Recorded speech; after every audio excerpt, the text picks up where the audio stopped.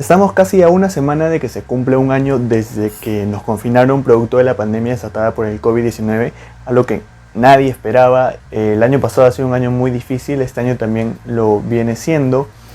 Y les comento esto porque esta pandemia ha dejado muchas lecciones, creo que a nadie lo ha dejado sin alguna lección, y algunas de ellas, también algunos datos interesantes los he encontrado en este libro, Casi Bicentenarios, hecho por el equipo de La Encerrona, este noticiero de YouTube conducido por el periodista Marcos Cifuentes, que llegó a mis manos gracias a Planeta de Libros Perú, y pues lo leí al toque porque es un libro de entrevistas, y a mí me gustan mucho las entrevistas, es el tipo de contenido que más consumo en televisión, en YouTube y en podcast. Aquí tenemos a 11 entrevistados, 11 peruanos, que desde sus perspectivas hablan sobre sus experiencias y aprendizajes durante esta pandemia. Tenemos por ejemplo a Renata Flores, que es esta cantante cuyas letras están escritas en quechua, al politólogo Alberto Vergara, a la ex ministra de Economía María Antonieta Alba, a dos de las brigadistas que asistieron en las marchas que se hicieron contra Merino en noviembre pasado. Así que es un libro que te habla de todo un poco a puertas del bicentenario de la independencia del Perú. Y de todas ellas yo quiero rescatar 3 entrevistas que dieron: si cambió la luz es por el sol, que es... Estoy aprendiendo a manejar la iluminación en mis videos, así que disculpen. Quiero hablarles de 3 entrevistas en particular porque soltaron datos en relación a la pandemia que me parecieron muy interesantes. Todas las entrevistas están interesantes, están muy buenas, de todas he aprendido un poco, pero quiero hablar de estas 3 en específico debido a la fecha que ya se nos acerca. Algunas de estas ideas pueden ser debatibles, no sé, por las posturas que puedan tener algunas personas sobre ciertas cosas, pero eso no es de lo que va este video, simplemente quiero compartirlas y ya ustedes si quieren se pelean en los comentarios o dejan su opinión al respecto. La segunda entrevista de este libro es a Mateo Prochaska. Él es un epidemiólogo peruano que radica en Londres y durante esta pandemia estuvo apoyando al gobierno británico, porque está, además de por toda esta labor que ha hecho, considerado como dentro de los 11 entrevistados de este libro, pues porque durante toda esta época él lo que ha hecho, de hecho hoy también lo hizo un live en Instagram hablando sobre eso que sacó Willax en el programa de Beto Ortiz sobre la eficacia de la vacuna, que era un fake news. Es lo mismo que ha estado haciendo durante toda esta pandemia, compartir a través de sus redes sociales datos verdaderos sobre el virus, sobre el confinamiento, sobre las medicinas que se estaban que decían que se debía tomar para controlar el virus, para prevenirlo,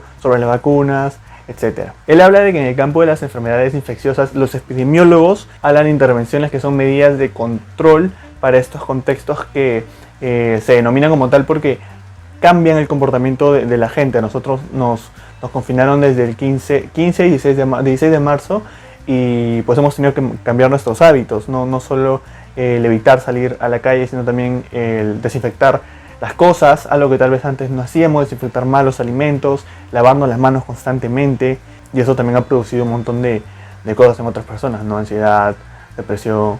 La salud mental es muy importante, amigues. Y también hablaba de que hay, y esto es algo que definitivamente se vio acá en Perú, cuando se aplican estas medidas, cuando se hacen estas intervenciones en medio de pandemias, es muy importante reconocer el contexto del lugar donde vas a aplicarlas. No solo aplicar esto desde una disciplina como la epidemiología, sino también usando la antropología. Por ejemplo, cuenta que en la pandemia del ébola hubo complicaciones con la población en África porque ellos tienen la costumbre de despedirse de sus muertos. Y que lo que se tuvo que hacer es, se tenían que buscar formas de que estas personas entiendan de que si se despedían de sus muertos, si los velaban, si no sé, los tocaban, podían contagiarse también de la enfermedad y podía morir. Nos damos cuenta de que, por ejemplo, la forma como se tomaron ciertas medidas en, no sé, España o en otros países del primer mundo fueron adoptadas por el Perú, pero no funcionó, porque acá la gente es distinta, el comportamiento de la gente es distinto, las realidades de las personas es distintas, y las personas que somos privilegiadas en ciertos aspectos hemos podido pasarla mejor este año en comparación a las personas que pues no tienen ciertos recursos o no gozan de ciertos privilegios de toda clase. Otra cosa que menciona es que la mayoría de enfermedades que están surgiendo en el mundo y las próximas pandemias que vayan a venir van a ser de tipo zoonóticas. Eso quiere decir que saltan de animales a humanos. Y también algo que me dio un poco de miedo y que me parece también muy interesante es que la OMS, la Organización Mundial de la Salud, tiene una enfermedad a la que le llama, o sea, no la tiene, ¿no? O sea, teóricamente tiene este término de Disease X, enfermedad X, que es una enfermedad que va a matar a gran número de la población. Tiene más de 5 o 10% de mortalidad y es algo a lo que el COVID todavía no ha llegado, así que no es la enfermedad X. Pero ¿cómo funciona esto? La OMS va tomando conocimientos de todas las pandemias o todas las enfermedades grandes que se han podido dar en los últimos años o que se están dando, y pues ya más o menos van viendo de qué manera defender a la humanidad de estas. La siguiente entrevista que quiero comentar es la de Yanua Tamain.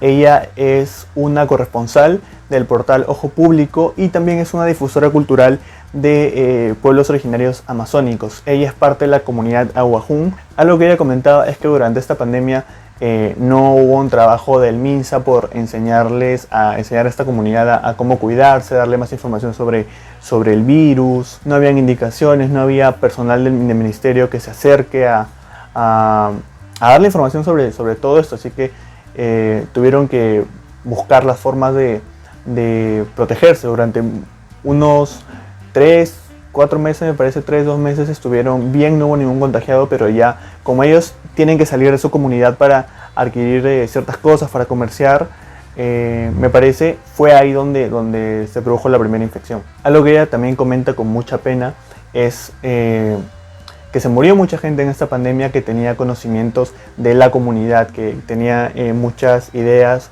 que eran parte de esta cultura, de sus tradiciones. Se ha perdido todo esto con esta pandemia, eran personas muy, muy mayores. Y por ahí también hace un comentario interesante sobre la educación, sobre cómo al educar a las personas de esta comunidad no se revaloran o no se tienen en cuenta que ellos ya tienen ciertos aprendizajes que vienen desde hace muchos años, que bueno, es parte de su cultura. Viene la educación occidental, como ya no lo dice, y pues se sobrepone por la educación de estas personas, por los conocimientos que ellos tienen, y tiene que ver con que las personas ya mayores cuyas vidas se perdieron en esta pandemia sean las únicas que tienen ese conocimiento y a veces no llegan a transmitírselo por completo a sus descendientes. Otra cosa bastante interesante que comenta es que para su comunidad el sistema de salud no inspira confianza. La mayoría de personas que ya hemos estado en un hospital antes, sabemos más o menos cuáles son los procesos que uno debe seguir cuando está mal, a dónde tiene que ir, que tiene que pasar por triaje, que tiene que hacer una cosa u otra. De alguna forma, estas personas que se encuentran en ese centro de salud inspiran confianza. En cambio, para esta comunidad tal vez no. Y no hay una comunicación intercultural entre personal de salud y las personas de esta comunidad. Ella dice que un originario va y tiene su propia perspectiva, su propio idioma, lo cual a mí me parece que es muy cierto, es muy real, y muchas veces, como ella dice también, cuando el Estado ofrece estos servicios, que son servicios básicos que todo ciudadano o ciudadana debería acceder, no los ofrece ejerciendo el derecho de comunicación propia. Ella dice que el Ministerio de Cultura debería intervenir ahí. Ahora, un debate que no veo en redes sociales, por ejemplo, es sobre este tema. ¿Cómo se va a hacer para vacunar a estas personas? Tienen que hablar con ellas, darles más información que tal vez hasta ahora no han podido tener, aunque, bueno, esperemos que hasta este punto ya puedan tener más información sobre el virus, que cada día aparece información nueva, pero que les informen usando su propio idioma, que les hablen sobre las vacunas, para qué sirven, cómo los va a proteger y todo ello, que lo hagan correctamente para que todos puedan estar prevenidos, porque esta vacuna no es una vacuna que va a impedir que te mueras, por si acaso, es una vacuna que va a impedir que te contagies, así que tienes que seguir cuidándote. Para Yanua es básico respetar las raíces de estas personas, su filosofía, su sistema de organización y sus conocimientos. Y hay una frase de esa entrevista que quiero citar porque me pareció muy adecuada para todo lo que ella estaba diciendo, que la voy a igual colocar acá. Entonces se trata de salir del discurso Perú es un país pluricultural y multilingüe lleno de riquezas. Se trata de dejar ese discurso, dejar de mirarnos como folclore, como fotografías para museos y libros de antropología. Es una deuda histórica que el Estado tiene para con las naciones originarias.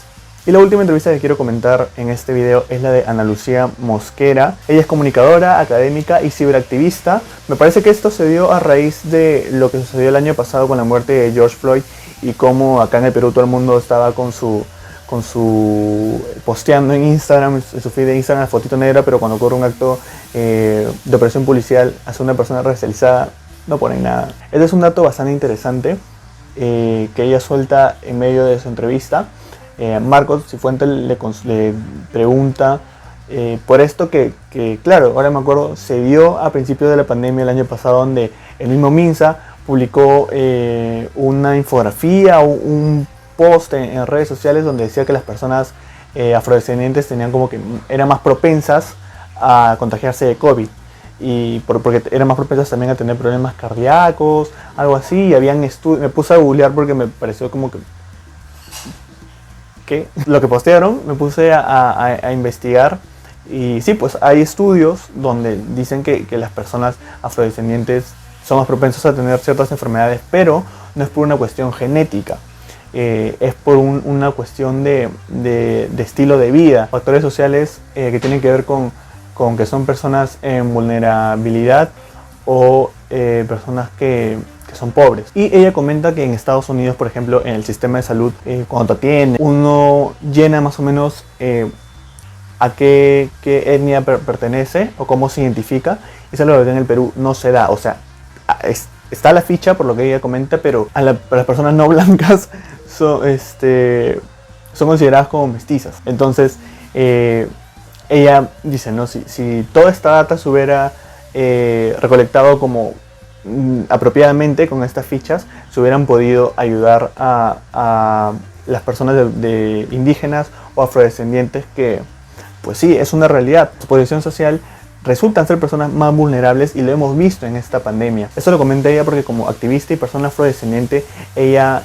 siente el impulso o el deber de buscar cómo le estaba yendo a las personas como ella, las personas afrodescendientes, durante esta pandemia, en qué situación se encontraban. Sobre eso también comenta que si existiera un mejor manejo de esta información, se podrían cerrar brechas y disminuir desigualdades. Todo esto con una mirada intercultural, tal como lo comentaba Yanua, porque lo que ha hecho esta pandemia, y tiene mucha razón, es profundizar en las desigualdades que hay entre los peruanos y peruanas, ya sea por temas de género, por temas de nivel socioeconómico, por temas raciales. Eso era todo lo que les quería contar. Espero que les haya llamado la atención estas ideas, estos datos, esta información.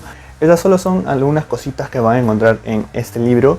Las entrevistas están muy buenas. Tengan en cuenta que todas las respuestas se dan poniendo en contexto la pandemia y que se nos acerca el bicentenario. Así que de que hay lecciones en este libro, hay muchas lecciones. Es un libro que se lee al toque, tiene pocas páginas. Y espero que les haya gustado el video. Después de meses que subo algo a este canal, creo que desde diciembre, sí, desde cuando terminó el año, que es cuando hice el video de los mejores libros que leí en el 2020. Mi idea es seguir subiendo videos aquí más seguido, pero si no, más contenido sobre libros lo pueden encontrar en mi Instagram. Y ya nos estamos viendo pronto en un nuevo video.